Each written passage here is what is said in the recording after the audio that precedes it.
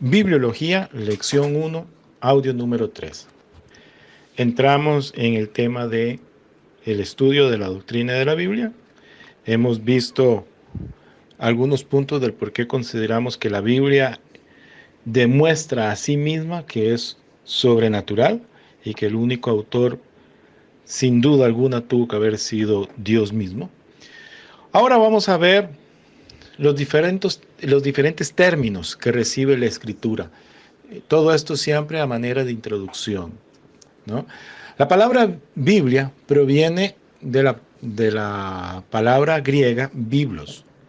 Nosotros leemos, por ejemplo, en Mateo 1:1 cuando dice, libro de la genealogía de Jesucristo, hijo de David, hijo de Abraham. Esa palabra que tenemos allí en nuestro idioma, libro, es la que estamos hablando, biblos. Biblia es el conjunto de libros, el conjunto de tomos. Es la misma que encontramos en Lucas 4:17, cuando leemos, y se le dio el libro del profeta Isaías, y habiendo abierto el libro, halló el lugar donde estaba escrito, y sabemos que nuestro Señor Jesucristo ahí va a leer una profecía del libro de Isaías concerniente a él, y que de manera particular la detiene en un determinado lugar, y donde después él les afirma y les dice, esto se ha cumplido hoy delante de vosotros. Pero en lo que nos atañe a nosotros en este momento es que la palabra ahí que nosotros tenemos en nuestro idioma, leyó en el libro del profeta Isaías, es la misma con la que nosotros pues llamamos al conjunto de escritos de la palabra de Dios que le llamamos Biblia, ¿no? Su significado es ese, es libro. Era de uso general porque se escribía en el junco del biblo o del papiro. Y en griego pasó a designarse de esa manera y más tarde se llegó a designar o a ser utilizado para los libros sagrados. Entonces, uno de los términos con los cuales nos referimos a la palabra de Dios es Biblia, de donde ya sabemos de dónde proviene. Otra de las palabras que nosotros usamos es testamento. Y entonces, pues en nuestro idioma le llamamos Antiguo Testamento y Nuevo Testamento.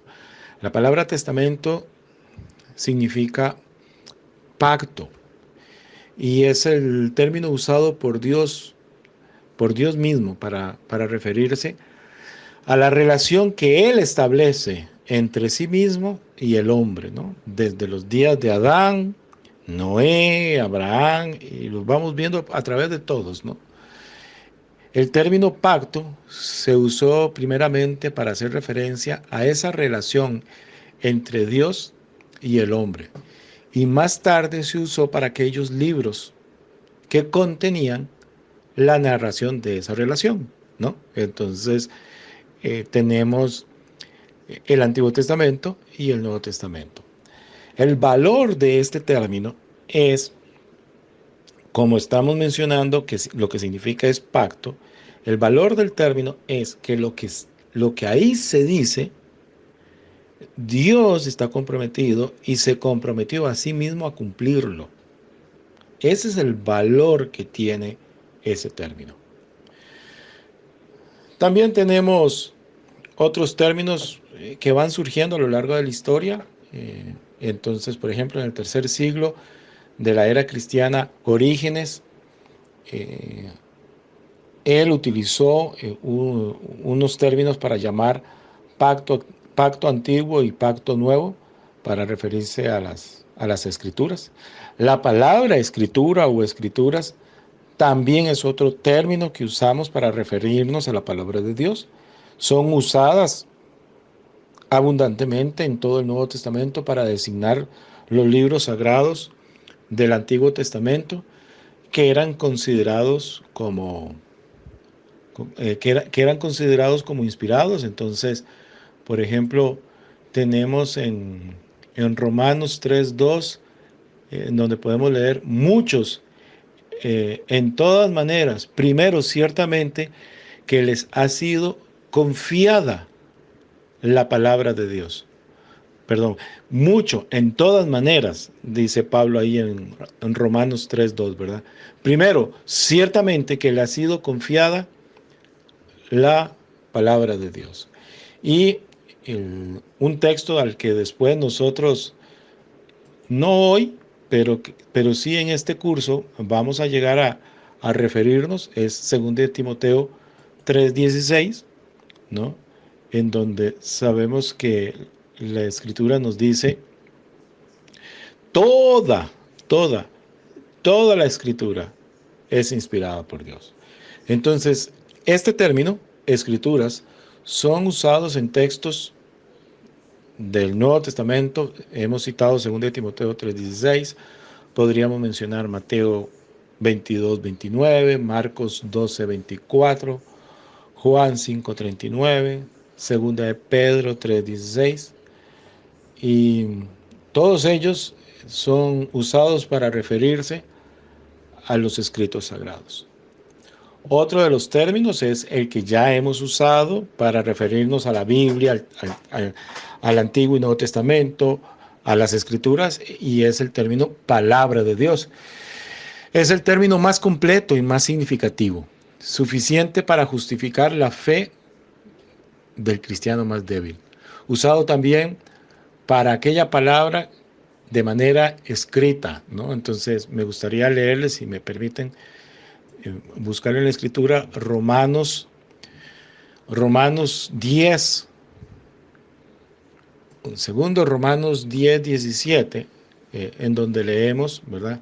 Así que la fe es por el oír y el oír por la palabra de Dios. Entonces son términos que describen o que califican a esa revelación que Dios tuvo al hombre y que se preocupó él y se ocupó para dejarnos la escrita, y que le llamamos la palabra de Dios, la Biblia, las Escrituras, las Sagradas Escrituras, las Santas Escrituras, el Nuevo Testamento, el Antiguo Testamento.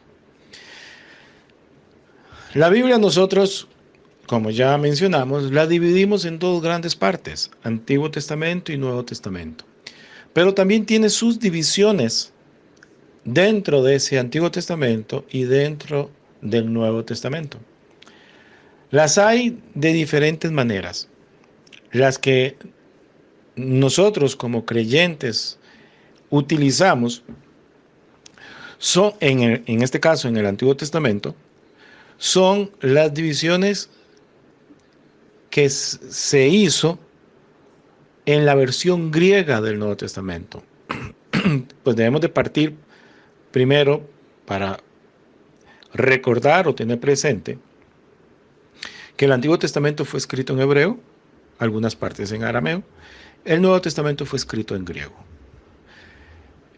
El texto hebreo del Antiguo Testamento, años después, bastantes, fue traducido al griego. Esa versión, esa primera traducción del texto hebreo al griego, nosotros la conocemos como la Septuaginta, ¿no?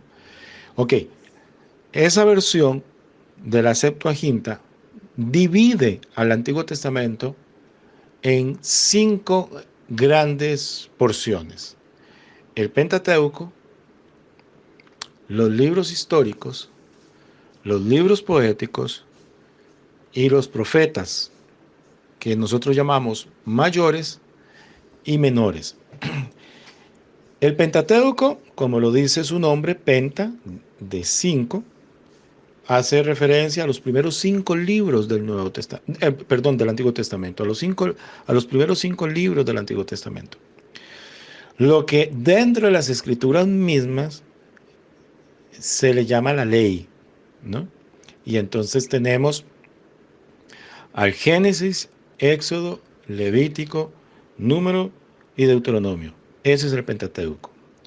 Luego tenemos los libros históricos, los tenemos en su orden desde Josué, o sea, después de Deuteronomio, desde Josué hasta Esther. Entonces tenemos ahí Josué, Jueces, Ruth, primero de Samuel, segundo de Samuel, Primero de Reyes, Segundo de Reyes, Primero de Crónicas, Segundo de Crónicas, Esdras, Nehemías y Esther, perdón, para decirlos en el orden que nosotros tenemos en nuestras Biblias.